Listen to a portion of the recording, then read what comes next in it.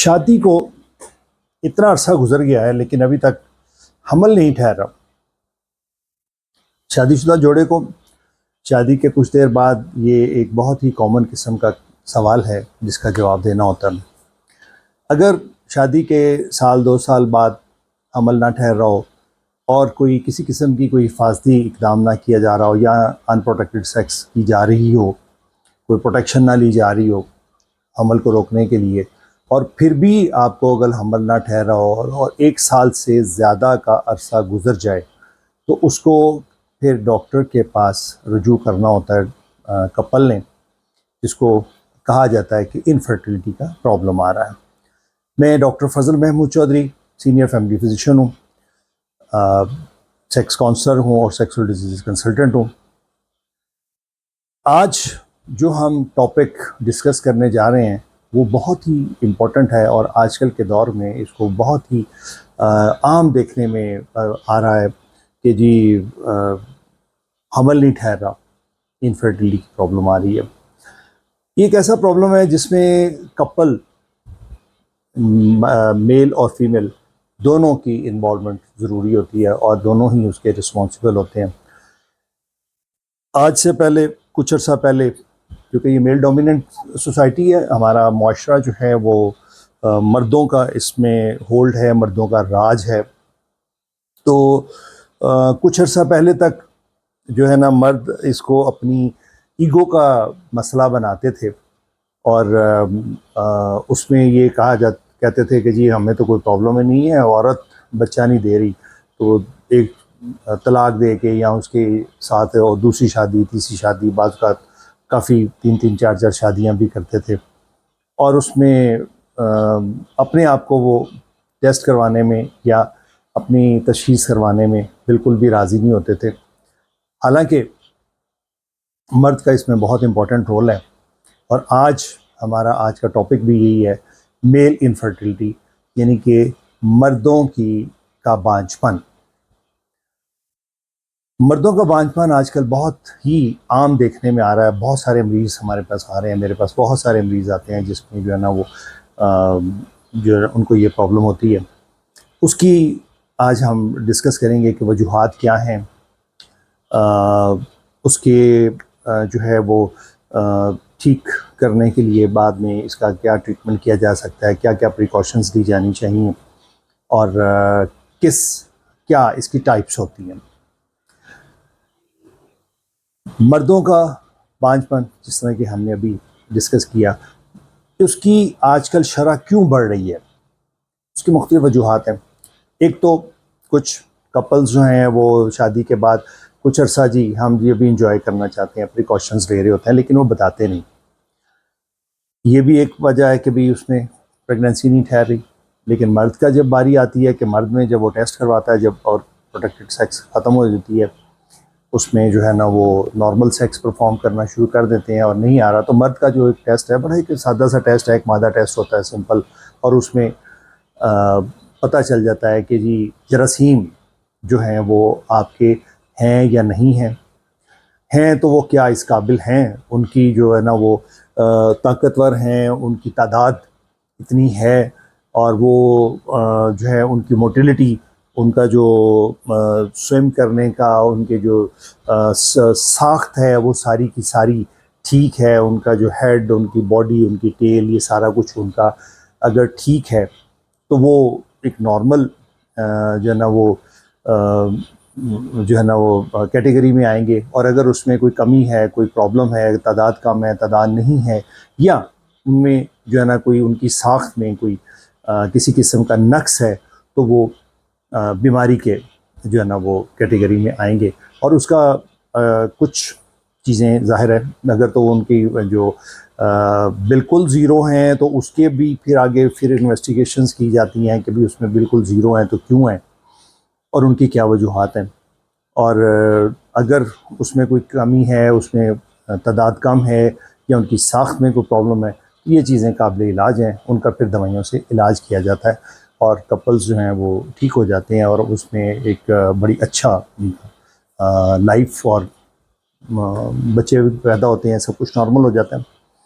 تو سب سے پہلے تو ہم یہ دیکھیں گے کہ اس کی وجوہات کیا ہیں۔ ایک تو آ جاتی ہے کہ کنجینیٹل، جسے ہم کہتے ہیں جی پیدائشی نقص ہے.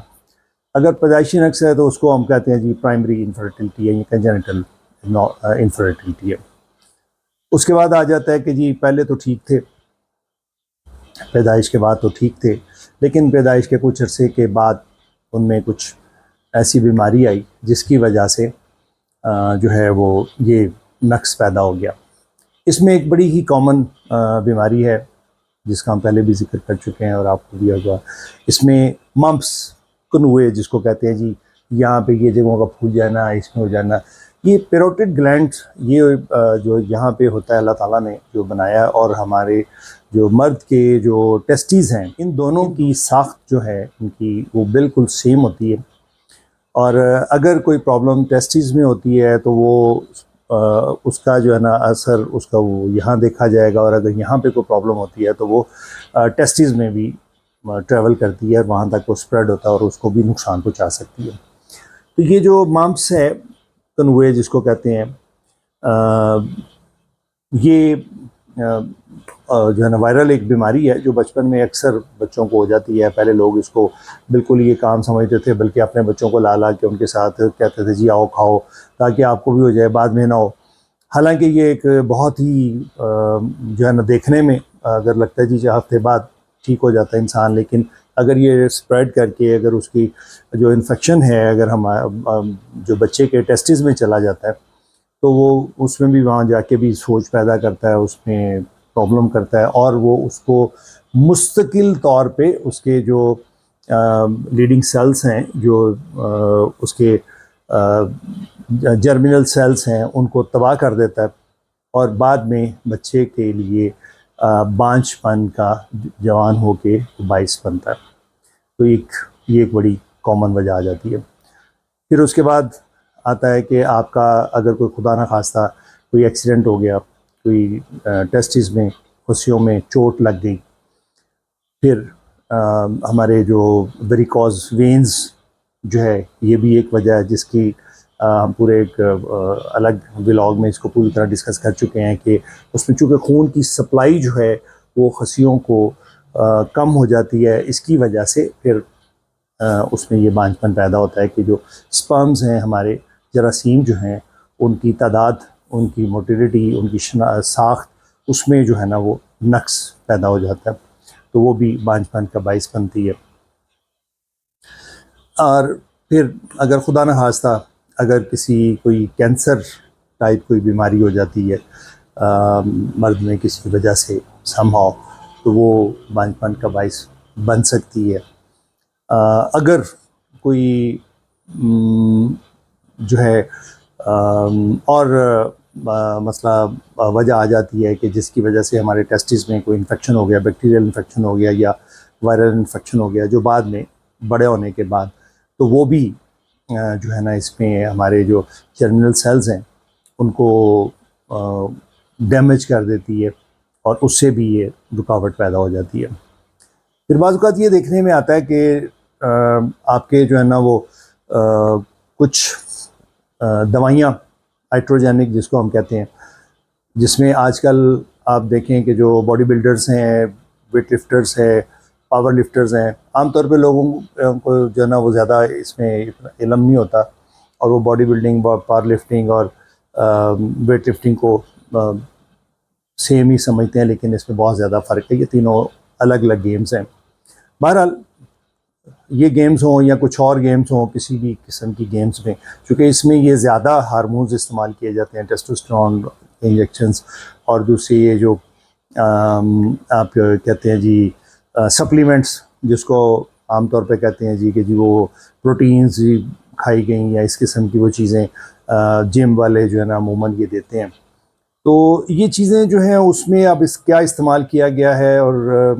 کیا نہیں، کیا کون کون سے کیمیکلز ہیں، یہ کسی کو علم نہیں ہوتا، اور یہ چیزیں بعد میں نقصان کا باعث بنتی ہیں. اور اکثر بہت ہی فٹ، جس کو آپ کہتے ہیں کہ دکھنے میں فٹ لوگ آتے ہیں لیکن ان کو یہ پرابلم ہوتا ہے. ٹیسٹوسٹیرون چونکہ باہر سے جو انجیکشنز کی شکل میں یا کچھ ٹیبلٹس کی شکل میں، پاؤڈر کی شکل میں لوگ استعمال کرتے ہیں، تو جو بیرونی جو ٹیسٹوسٹیرون ہے اس کی وجہ سے انسان کا اپنا ٹیسٹوسٹیرون جو ہے وہ بننا بند ہو جاتا ہے، اور ٹیسٹیز جو ہیں وہ آہستہ آہستہ سکڑنا شروع ہو جاتے ہیں، شرنک ہو جاتے ہیں، اس کی پروڈکشن بند ہوتی ہے، جو بعد میں بانجھ پن کا اور بعض اوقات اریکٹائل ڈسفنکشن اس کا بھی باعث بنتی ہے۔ اریکٹائل ڈسفنکشن اور فرٹیلیٹی، لاس آف لیبیڈو، جس میں آپ کہتے ہیں کہ جی اشتہا کی کمی ہونا، کہ انسان کا دل نہ کرنا، یہ تینوں الگ الگ قسم کی جو ہے نا وہ بیماریاں ہیں اور سٹیجز ہیں، اور ان کا جو ہے نا وہ ایک دوسرے سے انٹر لنکڈ ہے، لیکن یہ ساری الگ الگ ہیں، اور ان کو بالکل الگ ان کا جو ہے نا وہ آ جاتا ہے کہ بھی انسان جو ہے نا وہ سیکسولی ویسے تو فٹ ہو سکتا ہے اپنی بیگم کے ساتھ یا کسی اور بھی 2 3 4 جتنی بھی اس کی فیمیل پارٹنرز ہیں ان کے ساتھ وہ نارمل سیکس کر سکتا ہے، لیکن اس میں جو ہے نا وہ فرٹیلیٹی ہونا وہ ضروری نہیں ہوتا، وہ ایک الگ ایشو ہے۔ اس میں اسپرمس کی اگر وہی بات ابھی ہم جو کر رہے ہیں کہ وہ اسپرمس ٹھیک ہوں گے اور نارمل ہوں گے تو پھر وہ بچہ پیدا کر سکے۔ اس کے علاوہ کچھ اور وجوہات آ جاتی ہیں جس میں ریئر ہوتی ہیں کہ جی آپ کے اسپرمز جو ہیں وہ ٹیسٹیز میں پیدا تو ہو رہے ہیں لیکن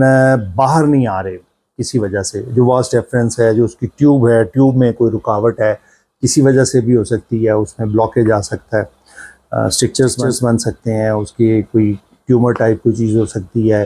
کوئی کنک ہو سکتا ہے، پیدائشی ہو سکتا ہے، یا بعد میں چوٹ لگنے سے یا کسی اور وجہ سے ہو سکتا ہے، اس سے بھی یہ بانجھ پن پیدا ہو جاتا ہے۔ اب اس کو ڈائگنوز کیسے کرنا ہے؟ بڑا آسان طریقہ ہے، اس کے لیے مادے کا ٹیسٹ کروایا جاتا ہے،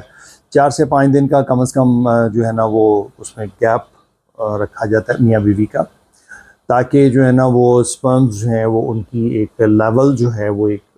اکٹھا ہو سکے، اور پھر اس کی رپورٹ جو ہے نا وہ ایک اچھی رپورٹ آتی ہے، کیونکہ جیسا کہ آپ جانتے ہیں کہ اسپرمز جو آج بننا شروع ہوتے ہیں وہ 78 ڈیز جو ہے نا وہ لیتے ہیں، تو 90 ڈیز کا جو عموماً ٹائم دیا جاتا ہے کہ 90 ڈیز کے بعد جا کے وہ جوان ہوتے ہیں اور وہ آگے پروڈکشن اپنی جس کو کہتے ہیں کہ اپنی پرفارمنس دینے کے قابل ہوتے ہیں، اور وہ سارا کچھ پوری طرح فٹ ہو جاتے ہیں۔ تو 78 ڈیز